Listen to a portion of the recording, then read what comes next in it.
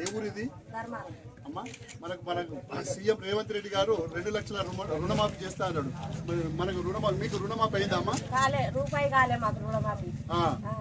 2 లక్షలు చేస్తా అన్నాడు. 2 లక్షల మీద ఉంటే కట్టమంటే 50,000 తెచ్చి కట్టాము. 50,000 తెచ్చి కట్టినాక కూడా రూపాయి మాకు రాలే. అయిన వాళ్ళేమో మురుకుతున్నారు, కానోళ్ళమేమో మిడుకుతున్నాము. మరి చేయమని వాళ్ళు అన్నారు రుణమాఫీ మొత్తమే చేయకుండా నుండి ఎవరు చేయకున్నా ఏ బాధ ఉండకపోవు. చేసేటోడేమో బతకబట్టే చేయనోడేమో ఏడవబట్టి. మరి ఇప్పుడు ఎట్లా చేద్దామంటావు? మరి చేస్తే అందరు చేయాలి, ఊకుంటే అందరు ఊకుండాలి. మరి ఇప్పుడు మనం ఏం చేద్దాము? మాకు కూడా మాఫీ చేయాలి, మాఫీ చేయాలి, లేకుంటే ఊకుండాలి. ఆయనకి వినపడేదాకా ఏం చేద్దాం మరి మనం? చెయ్యాలి. మరి ఇప్పుడు ఆయన ఇచ్చేసిన అయిపోయింది రుణమాఫీ అయిపోయింది. వీళ్ళంతా టీఆర్ఎస్ పార్టీ వాళ్ళు కూలి ఇచ్చి డబ్బులు ఇచ్చి రైతులతో చెప్పిస్తున్నారు అని అంటున్నారు. అది నిజమేనా? ఏం చెప్పలే మాకు, ఏం చెప్పలే. మస్తుంది మాకు అడుపు. ఇప్పుడు అయిన వాళ్ళేమో మురవట్రి, కానోళ్ళేమో ఎడవట్రి.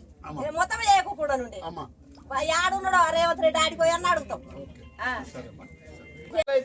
2 పంటలు అయిపోయినాయి. 2 పంటలు మళ్ళీ 2 నెలల పింఛన్లు పోయినాయి. వాళ్ళు ఏ గతి కావాలి మేము?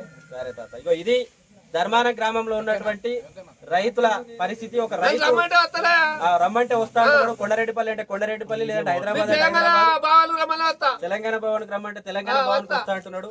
ఇది కాంగ్రెస్ పార్టీ నాయకులు ఎవరైతే రుణమాఫీ అయింది మొత్తం పూర్తి స్థాయిలో చేసినటువంటి కాంగ్రెస్ పార్టీ నాయకులకు ఇప్పటికైనా కనిపింపు రావాలి. హరీష్ రావు రాజీనామా పెట్టు.